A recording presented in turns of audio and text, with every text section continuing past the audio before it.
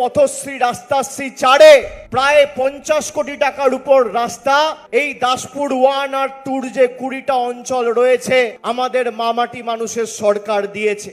দাসপুর বিধানসভার অন্তর্গত 20টা অঞ্চল থেকে, দাসপুর 1 নম্বর ব্লক 2 নম্বর ব্লক, এই 20টা অঞ্চল থেকে আমাদের মামাটি মানুষের সরকার 1,27,670 জন মায়েদের রোজ প্রতি মাসে 365 দিন 12 মাসে প্রতি একবার করে লক্ষ্মীর ভান্ডার দিচ্ছে।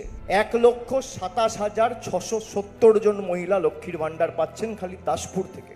আমার রিপোর্ট কার্ডের সেকেন্ড পয়েন্ট, স্বাস্থ্যসাথী।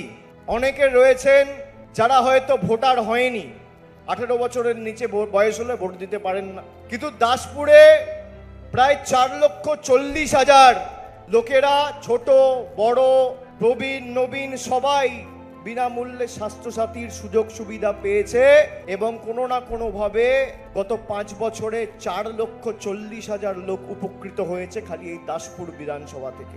4,67,000 লোক খাদ্য সাথীতে বিনামূল্যে রেশন পাচ্ছে প্রতি মাসে।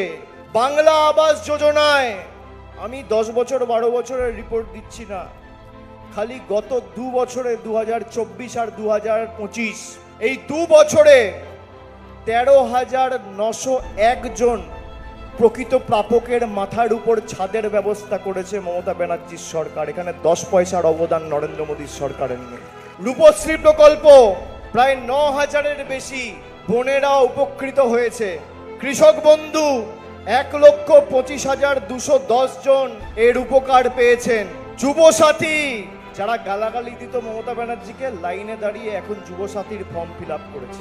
বাজেটে ঘোষণা করেছিল যুবসাথীর কথা ফেব্রুয়ারি মাসের 5 তারিখ, আর ফেব্রুয়ারি মাসের 28 তারিখের মধ্যে 1 মাসের মধ্যে যুবসাথীতে প্রায় 28,903 জন 1,500 টাকা করে প্রতি মাসে পেয়েছে। ব্যাংকে ইতিমধ্যে টাকা ঢুকে গেছে।